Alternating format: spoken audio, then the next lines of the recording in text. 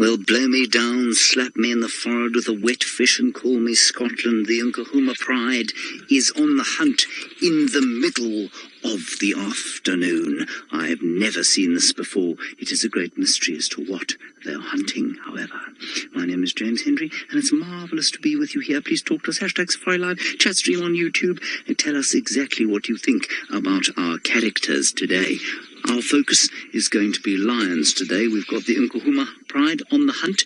3 lionesses, 4 lionesses now, moving through. Seb, if you come round this side, you'll see all 3 of them there.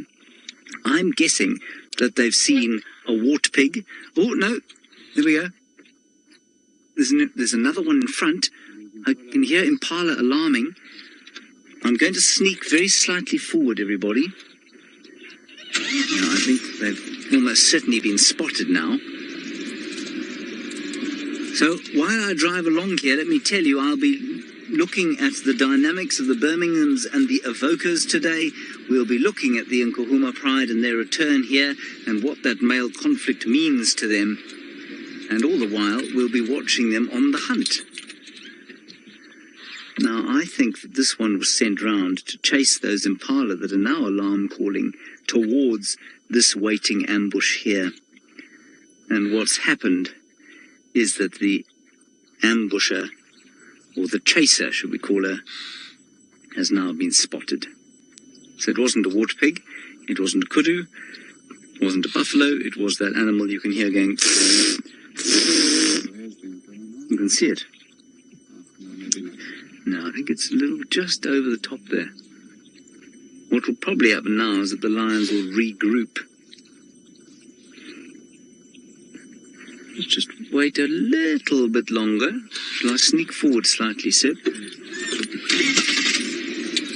So we've got 1 here. We have 3 to the right-hand side of the picture and 1 to the left. I can just see her there. And 1 on the termite mound there. That's quite fun. I suspect what's going to happen now, though, is they're going to reform the carpet that they formed this morning.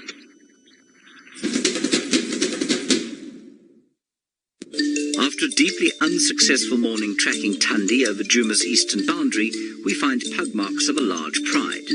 Brent duly happens upon a great carpet of Nkuhumas, who are so hungry that the young male has taken to eating sticks. Their skinny bellies indicate that the lone buffalo bull wandering Djuma over the last week had better be careful. Clearly, the lions are not hungry enough to be hunting on a chilly Saturday morning, however, when they could be lazing in the glorious sun. Tonight, maybe a different story. There is the person, or the lion, responsible, I think, for making a hash of that hunt. Very difficult in the daytime here, and in fact almost never happens here during the day. Anyway, she's now feeling shamed and is going to sleep. There is a huge herd of impala, obviously not far behind here. So that was the return of the Nkuhuma Pride that you witnessed there. We tracked them in, as I said, from the eastern boundary, after we had tracked deer Tundi out into Torchwood over the eastern boundary. The lioness you were looking at there is the one we know as, I think, the fluffy, is it? Yeah, I think that's her. She's got quite a fluffy chin, that one. And she's got this purple eye, is that correct?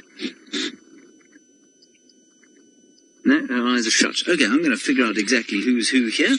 We've got 5 lionesses, all the cubs. Ralph Kirsten is on the hunt or has found his character for the afternoon. Right, so the lionesses still interested in the impala, but no longer making any sort of valid efforts to try and catch any, for the obvious reason that they've been spotted, of course, and it's a hot day, 27 degrees odd, 81 degrees Fahrenheit, very pleasant out here indeed. Now, of course, the question is, why on earth have they suddenly decided to arrive here? And I believe the answer comes from the conflict that we are currently witnessing. So back we are here. So that was, as I said there, I think the opening salvo of the battle royale. That is, of course, about, well, the war, perhaps, and with many battles that is going to ensue between the Evokers 3 young interlopers and the Birmingham boys, who are now 3 years into their tenure as the dominant males of this area, and aged probably around 7, we think.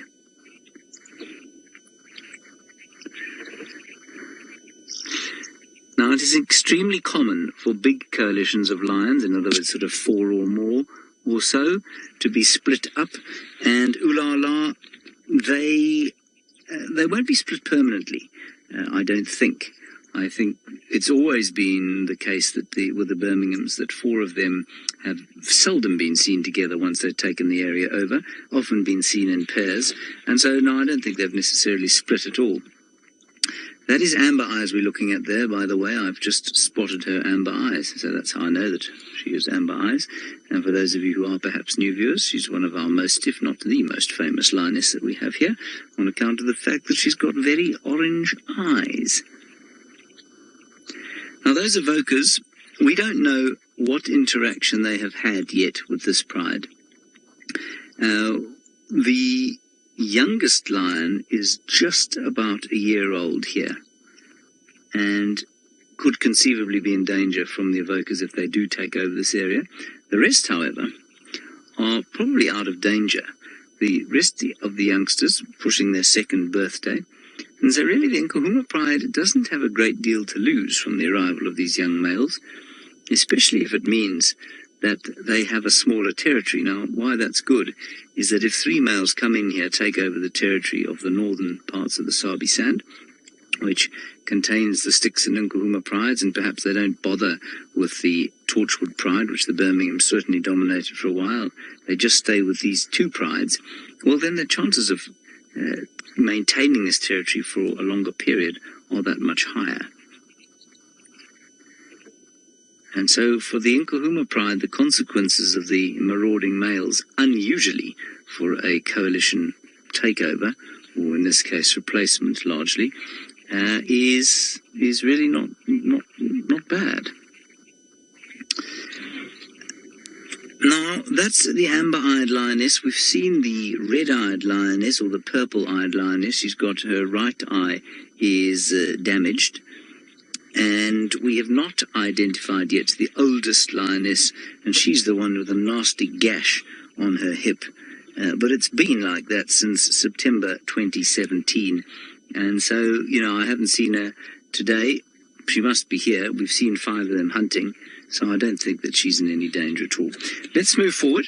Let's see if we can't spot some of the others. Marvellous characters that they are.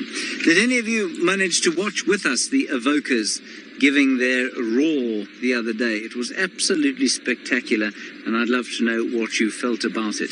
In the meantime, we're going to go over to the Masai Mara, where Jamie Patterson is going to give you an update from there.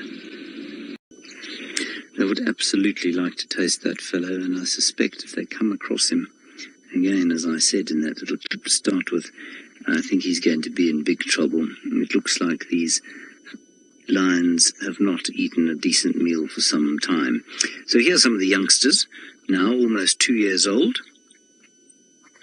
just having a bit of a clean. This is the sort of highest action you can expect at this time of the day from Pride of Lions, and so we can be very grateful for what we're seeing. And I'll just quickly show you the leg of the young male who is just behind. He's the one behind there, Seb. There we are. Yes, and heir apparent, of course. Well, it doesn't work like that in lion country. He will never be heir apparent to his father's territory. Sure, it really is quite high action here. There we have a young lioness walking round the back just to see if she thinks Seb is quite delicious morsel perhaps for dinner, but the young male's got his head up, Seb. Let's go and have a look at him. There he is. He's got his little teenage mane. Now that is the first male offspring that we know of the Birmingham boys who you heard roar. Well, they weren't roaring actually, they were looking a bit beaten up. As I said, I don't know who they had a fight with. It's most likely it was the evokers. I'm told that they were seen the day after that, the evokers, and they were absolutely fine. So, who knows? And we also don't know where they went from there, Kathy. We don't know what the Birminghams did from there and whether they came across these chaps. I don't think they would have. Remember, male lions only spend time with female lions or with the pride for two reasons. One is food, the other is mating. Other than that, they won't seek them out, and I really think they've got bigger things on their minds at the moment. I'm pretty sure they were drawn up here by the calling of the evokers. I'm pretty sure that they've met up with each other. I've got no idea if there was any damage done to the evokers. Like I say, I have heard rumour on the Bush Telegraph that they're looking fine. But definitely the Birminghams got smacked up by something. But as I said also there in that clip, those are grizzled 7-year-old lions now. They have fought long and hard to maintain this territory now for 3 years. Can you believe it? I can't believe it's been that long. And so I don't think they're going to give up with a whimper. And, one more little scar above the right eye there for Nsuku is not going to make any left eye. It's not going to make any difference to his life. So it's very interesting indeed as to what's going to happen. He's got a wispy little mane, that fellow, and he is, of course, just hitting his teenage years. And unfortunately for him, he will soon be asked to vacate this area. Well, give him a year or so, he'll be asked to vacate by his... Oh, hello. So, Marcy, he's going to have to vacate eventually, probably when he's about 3.5 years old. But he should be fine now. I don't think that the evokers would do anything nasty to him. He may have to leave a little bit earlier than expected, because if his fathers don't maintain in this area, that is by no means certain. This is a fantastic afternoon lion sighting, everybody. We just don't get this normally. Normally they are all completely fast asleep. Here comes the little fella. Look at him, he really does look like a scraggly teenage boy. Those first unattractive wispy sprouts of hair that pop up on the top lip, that he of course is very proud of, thinking that he's now reached manhood and growing a moustache. Same thing with this lion in his mane. Why shouldn't he be proud? Grow with confidence, young fellow, grow with confidence.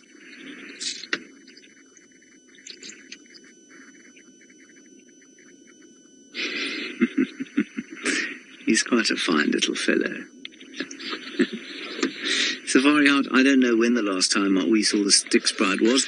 It was a long time since I've seen the Styx Pride. Yeah, I actually couldn't remember. I don't know when it was. I think it was sometime in the last 3 months or so, but I don't think I was here. Can you see anything there, or shall we move? Sid? It's not the greatest view. All right, let's move.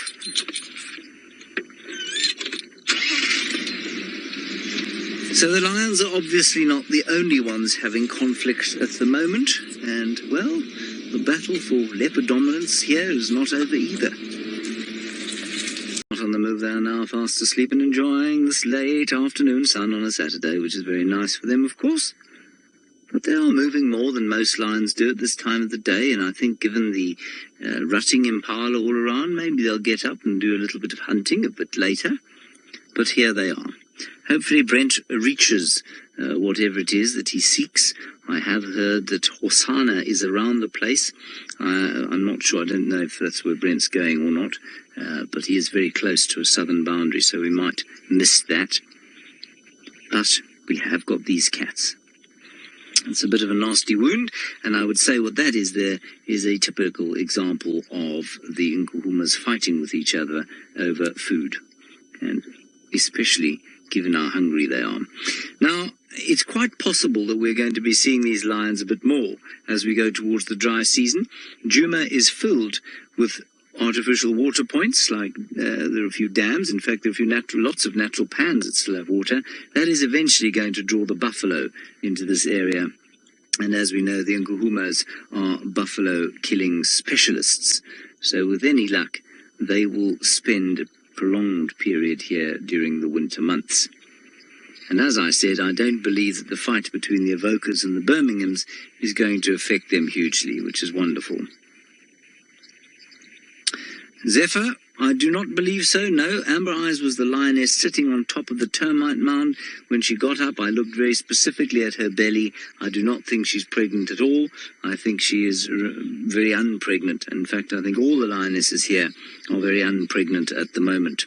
Now, in theory, they would be just about ready to conceive again, probably in 4 or 5 months' time. I suspect if a new male came into the area, or the new males do take over, they'll come into estrus straight away, and that's not going to have any deleterious effects on the survival. Well, probably not too much of an effect on the survival chances of these youngsters.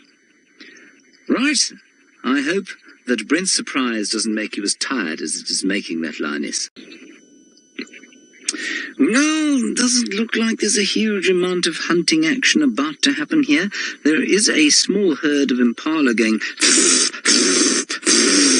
not far from here. They all sat up and looked, and I thought, here we go again for our second hunt of the day, and then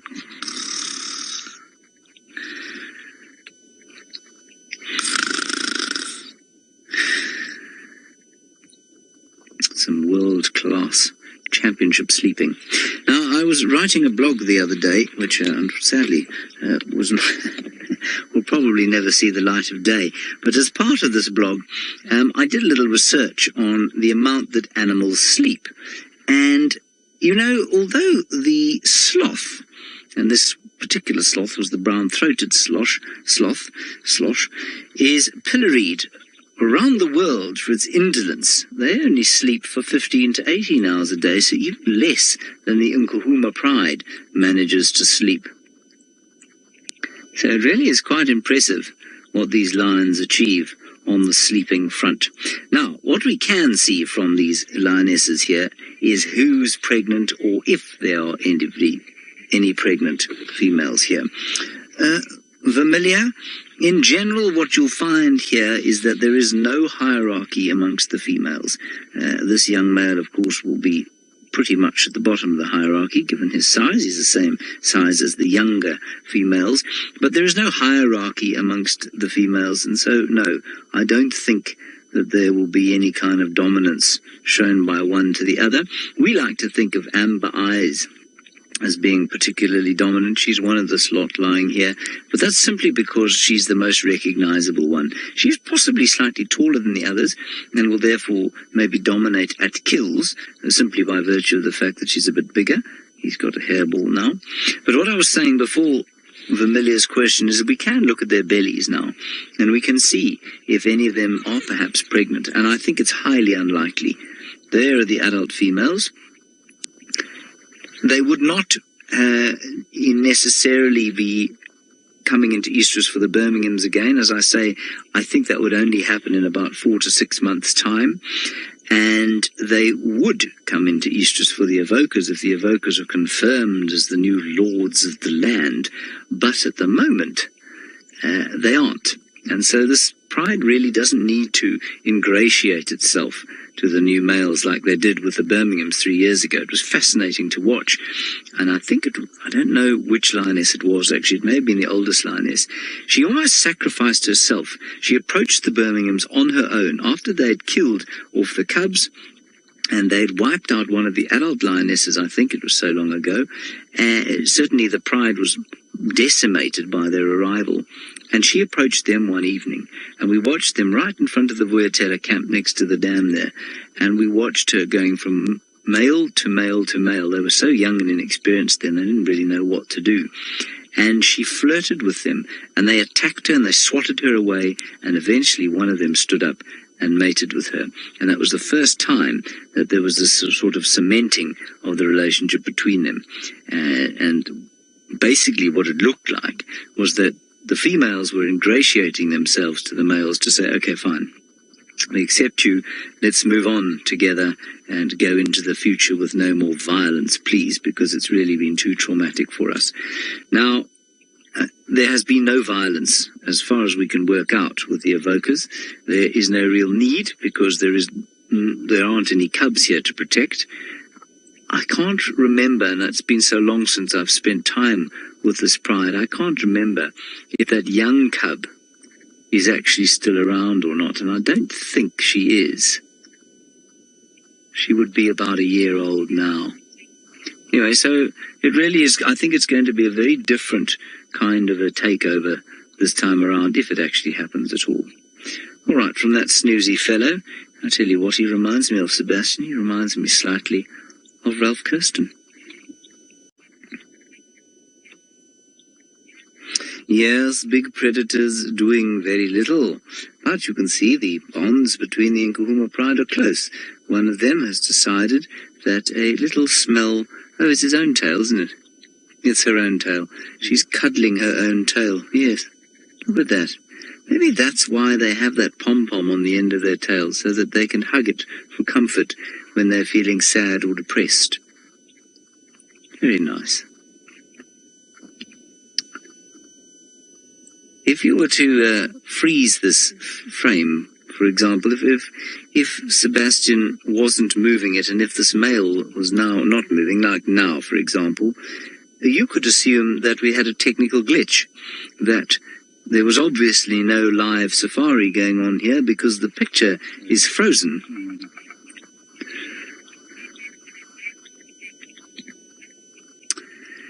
Now, eventually this young fellow, well, not that one there, but the young male will produce an offspring, hopefully, if he manages to take himself a pride.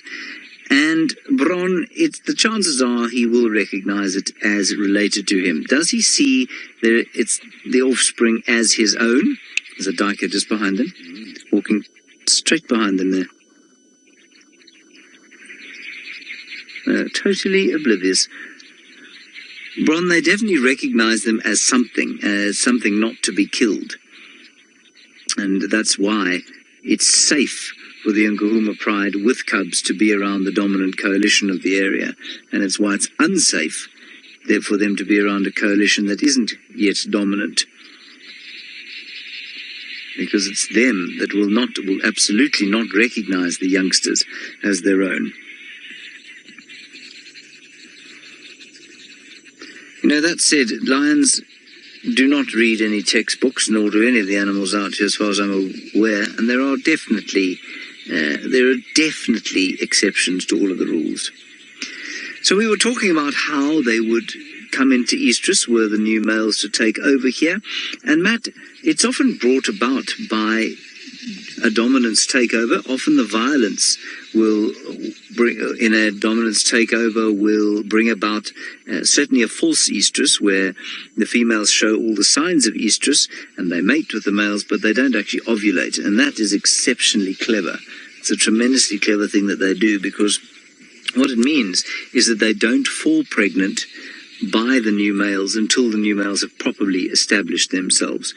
But as soon as new males come into the area, the females will start to go into this either proto-estrus, maybe false estrus for a while, and then eventually, when they're certain that the new males have taken over completely and that they are secure, they will come into a proper estrus and ovulate.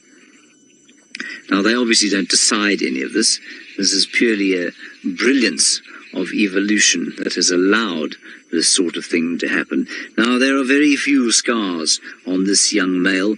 If he dares actually ever take a territory, he too might look like the terror of the Masai Mara. Yes, they're having their bath. The Nkuhuma Pride is reaffirming the bonds that make them a pride after all by bathing each other, and soon, well, perhaps they'll get up. There we are, on cue. Well done, young lady. Look how hungry they are. They really are in need of a good feed. Oh, she's not so young. That's the oldest female. She's still got that rather gaping wound in her side. Since 2017 she's had that, September. So really, I don't think it's done too much harm.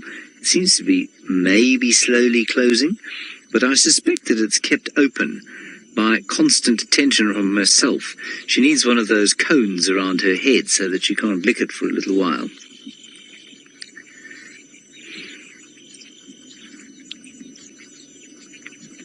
Well, I can only tell you what I saw today, Kathy, and that the answer is pretty much a no. I did not see the sub-adults attempting to help the adults today. We had one going off far off, sort of towards the south, two or three, one to the north, and then two or three hung behind, or three hung behind, and then they tried to sort of close a trap around the impala. The youngsters were way off. They didn't come up, and even with the ones that were hanging behind, the youngsters were well behind them, and it was only once that alarm-calling impala began to snort his distress and the youngsters came up. So, Kathy, I'm going to say that no, they're not making any meaningful contribution to a hunt yet. Remember, though, we did see them more than a year ago, basically, with a little bit of help, killing a distressed young buffalo during the drought. And so it's not like they're unfamiliar with killing, but they're obviously not quite as skilled as the mothers and aunts are just yet. It's very sweet to see lions like this. They're not quite as terrifying as they might appear to be when they're killing buffalo, when they're licking each other and behaving like house cats. Now, I suspect that...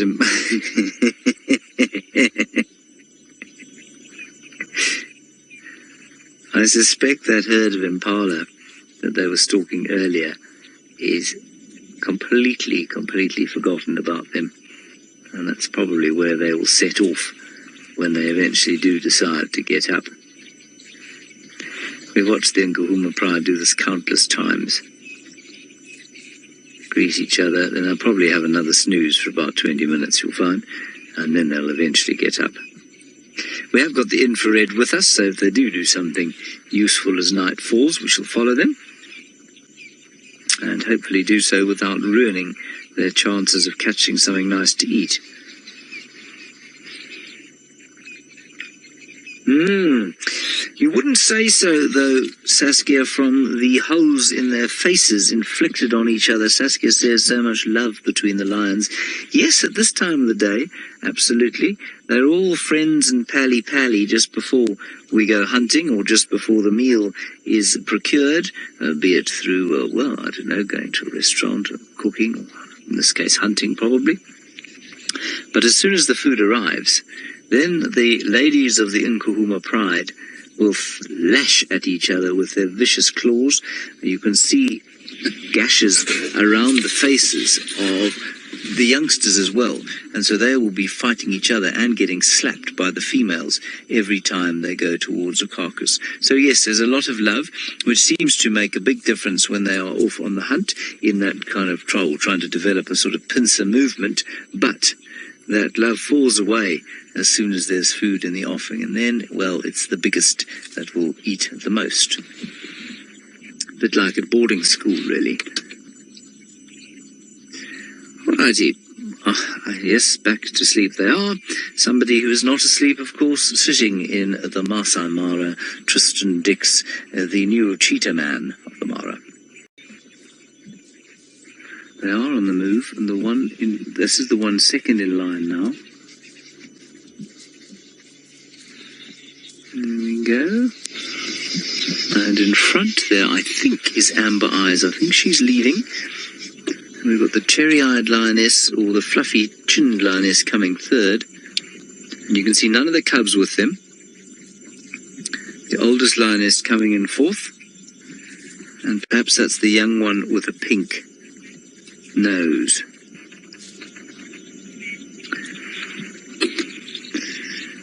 Now the question from Kirsty coming through is are they relaxed to hunt in front of the evokers, you know, with the evokers nearby?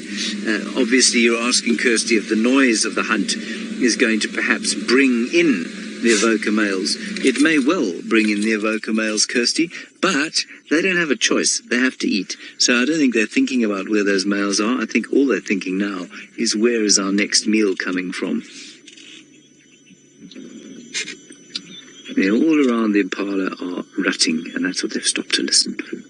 That's how they're picking in the direction to go in. And what we have coming next is the young male. He's decided he can be of some assistance. There he is. Which, of course, is extremely unusual for a teenage male to do anything of use for the family. Good on you, mate. Bear in mind that all your friends are going to call you a brown noser now. And the rest of them are coming too. I'm going to move. I'm just going to try and get into a position where we can watch the front of the hunt. Now, Patrick, I'd say they look more than a bit thin. I'd say they look quite a lot thin. So, they are going to... I was just saying to Seb, if those wildebeest on quarantine clearings, which are the big clearings up that side, which is where they have been spending a lot of time, one of them is probably going to meet its maker this evening. Now, this is quite a difficult block to get through, and I'm just going to tell Kirsten, who's directing, to perhaps suggest to one of the others, if they don't have anything, Ralph maybe, to head up towards quarantine and maybe stick around there. Because if they do head that way, in fact, I think I can see the wildebeest from here.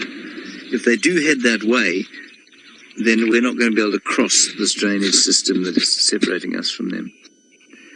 No wildebeest just yet. I did not see them.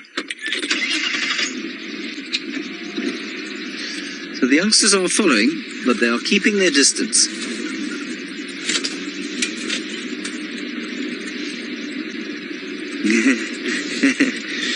Aidan, I bet that when you're very hungry, very, very, very hungry, you might eat a Brussels sprout, even though it's pretty disgusting, right? Well, Aidan, I'm afraid lions can't really do that. They are unable to eat plant material and survive. You could, they can't.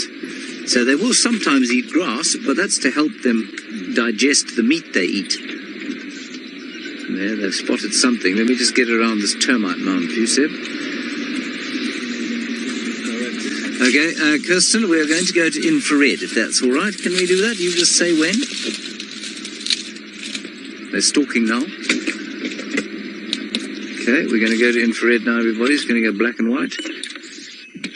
I said they were stalking now. I think actually the lioness in front just tripped.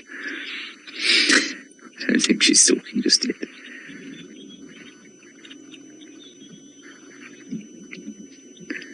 Someone's going to die tonight. Is that amber eyes in front? Obviously very difficult to tell from her eyes in infrared here. They look like they might be amberish.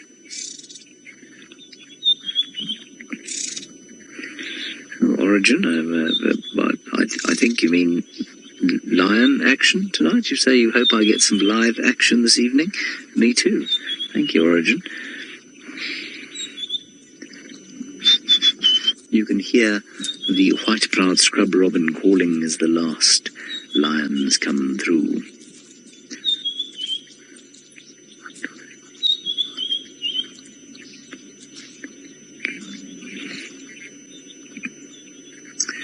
I know, every time I mention Brussels sprouts, a whole lot of you come back and say, we love Brussels sprouts. Well, you and my father love Brussels sprouts, but I think, you know, for a child, the thought of a Brussels sprout is right up there with doing his homework.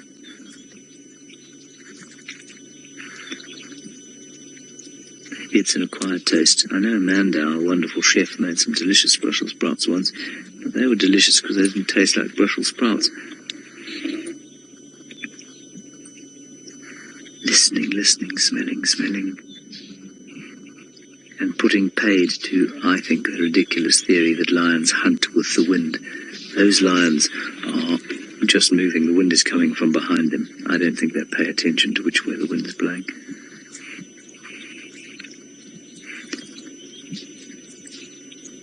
I think they may sometimes head into the wind simply because that's the way that they can smell the prey. Yeah, there's the young male now behaving like young males, Seb. That's much more teenage young male behaviour over there. There we go. You guys go and get dinner. I'll catch up with you once it's done. Alrighty. Let's move on. See if we can keep up with the front, because if they do come across something quite quickly, it's going to be dispatched with a great speed.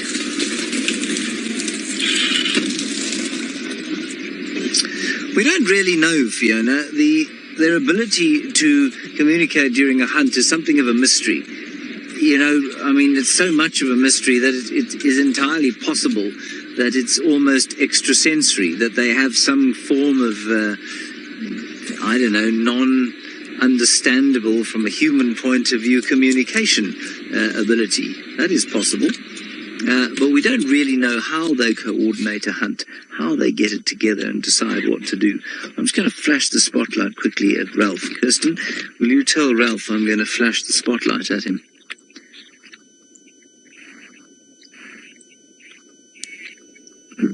And we'll just tell Ralph where we are. Right, these kitties we're going to follow into the thicket. And the other kitty we've had today is now also trying to find himself some nighttime meal. More cats to follow, so it's probably a bit easier for us. Young lioness right next to us, looking at my rather skimpy calves. With, well, nothing short of salivation. I'm going to tell you that doesn't happen very often. It's not often that anything looks at my calves and salivates.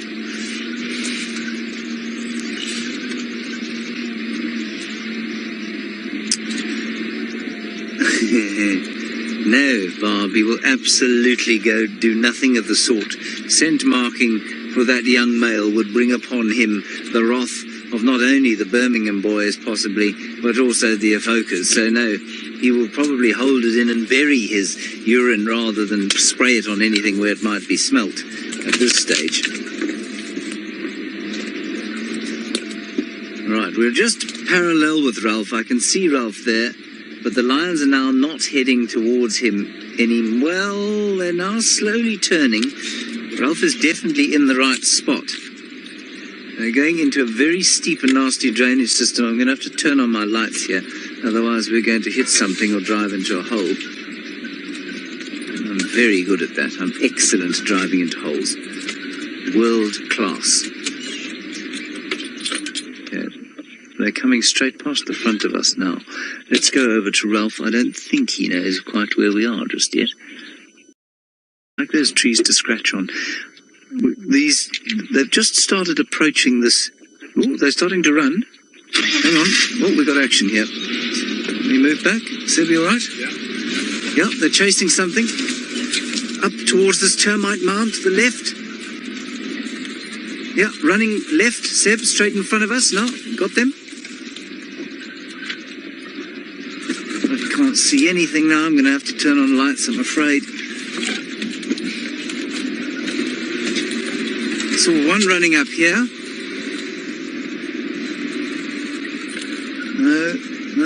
No more lions. Can you see any lions, Seb? We'll whip the spotlight out and see what we can see quickly. Once they've started the chase, there's something straight in front of us. Once they've started the chase, it's okay to turn the light on because obviously nothing's going to be hiding from them. They're going to be running. This is sort of where they ran. Might have to just switch off and listen briefly.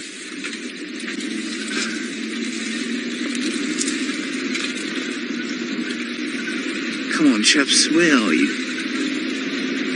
Can we just switch off?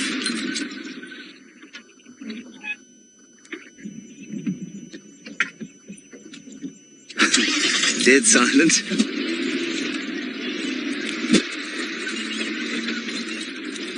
Oh, don't say you've disappeared. They couldn't have come this far, could they?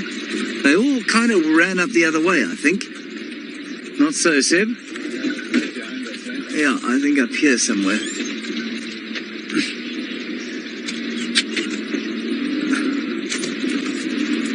There, some eyes up ahead. There are lions up ahead. Yeah, guide monkey, good point. You say don't run them over, I won't. Yeah, they're right in front of us here. No, it was obviously an unsuccessful attempt. Unless this one is missing out on a meal.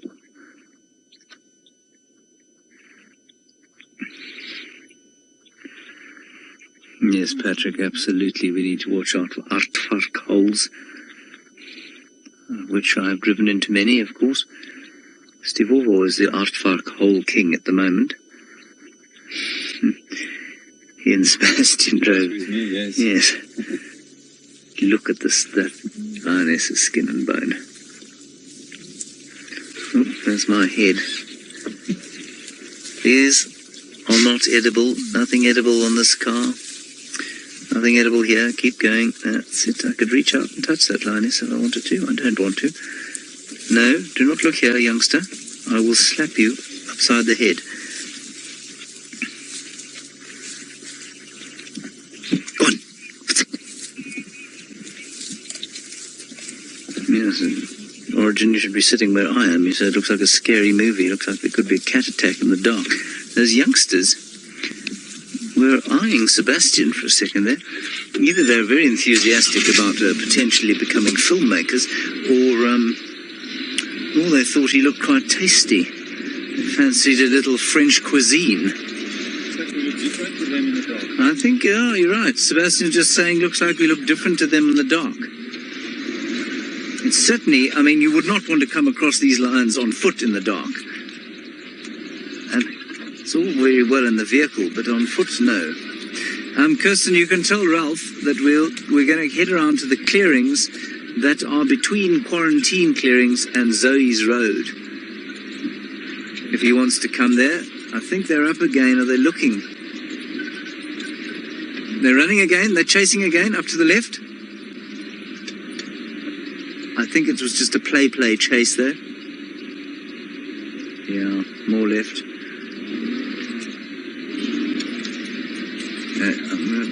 I'm going to have to turn some lights on. Okay, let's go around them. Let's go around them here, Sid. Then I can turn a bit of light on. Oh, one of the females right in front of us. They're all over the place now. She is just there. That's it. Oh, that's a large stump. Oh.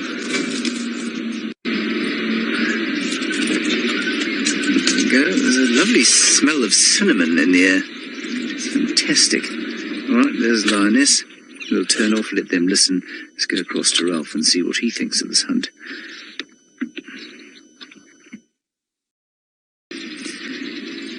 We heard some growling just behind this female. I don't think they've got anything to eat. She didn't react very quickly. We'll just look up to where she was looking. Can you see anything in there, Sid?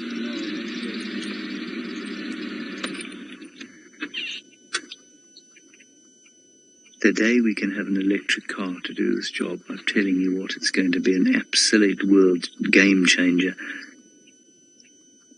Can you hear them moving out? Yes, one of them's whacked a scrub hair or something. Carry on going forward.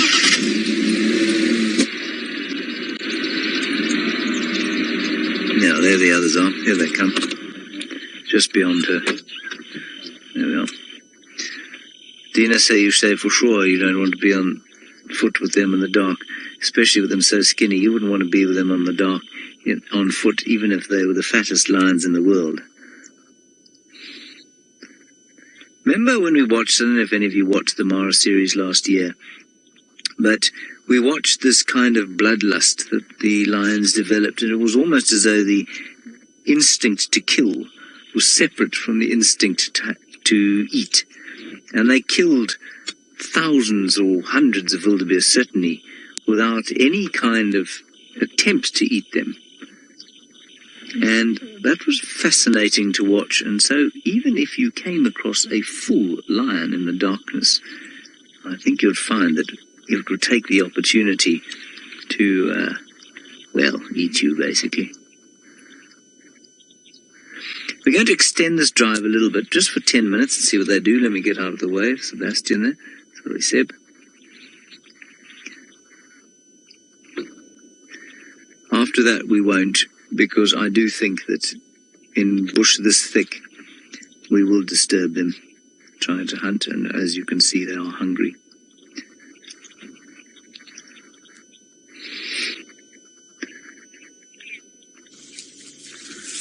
Yes, Sophia, I absolutely agree. It's been a very long time since I have followed lions on the hunt here.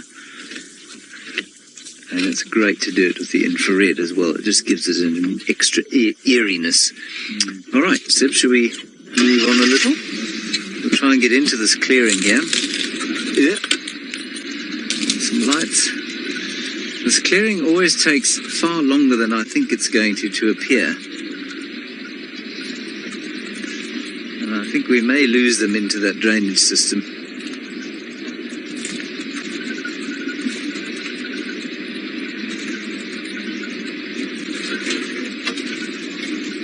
No, we're not going to get in here. Kirsten, is Ralph staying out? Need to find out if Ralphie's gone home. Yeah, we're going to lose them in this thick stuff, I think. And so he just needs to stand by where he was. I'm sure he can see our lights, but basically they seem to be heading his way.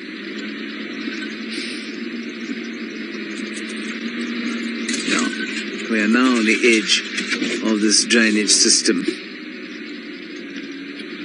I'll just have a quick look through here, see if I can hear them.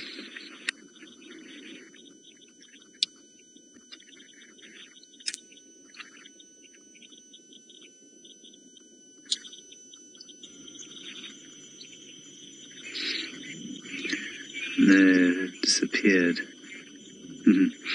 Sometimes, Lynn, if it's really exciting, we'll stay with it after drive. But it's not very often that we do. You know, so often it's a hunting cat, and while it's great fun to watch a hunting cat, there's Ralph, you can see him, it can affect their ability to hunt, and so, you know, generally we don't. Generally we'll go home. We're going to have to try and go round this thicket, everybody. We'll try one more look, see if they don't pop out with Ralph there, and then if they don't, we'll call an end to this marvellous afternoon we've had.